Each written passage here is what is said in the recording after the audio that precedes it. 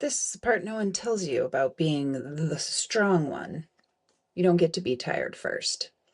The call came late, the way serious things often do, when the day has already put its shoes by the door and expects not to be summoned again.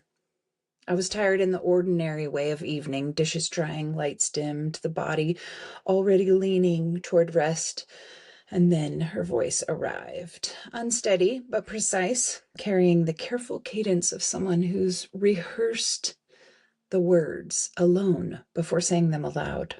There are moments when you know immediately that listening will be the entire task, that nothing clever or corrective will be required, only a presence that does not flinch.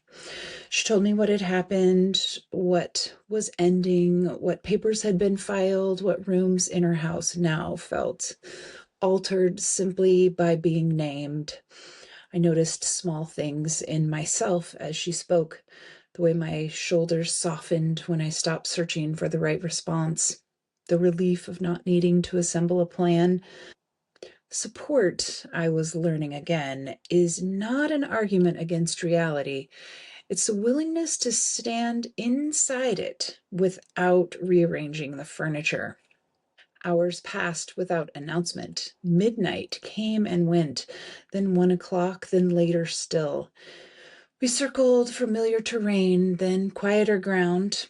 Grief does this. It returns to the same intersections, checking again whether the signs have changed. I did not interrupt the repetition. I let her tell the same truth in slightly different words, because each telling was doing its own work. Somewhere in the dark, I realized that what steadied her most was not reassurance, but the absence of urgency.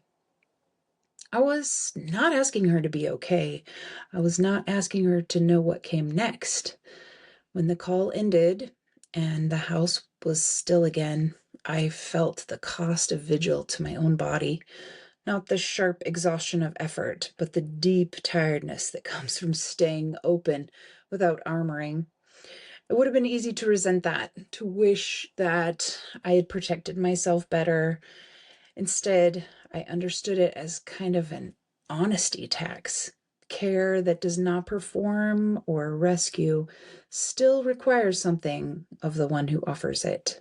And the next day, ordinary tasks just moved more slowly, as if my system were still holding the outline of her night.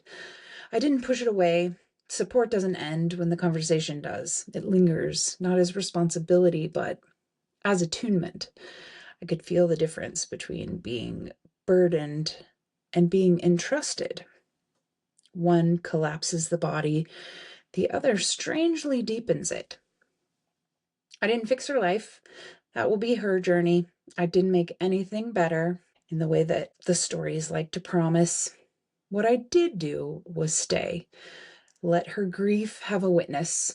And in doing so, I learned that some forms of help are quieter in action, but no less real for it.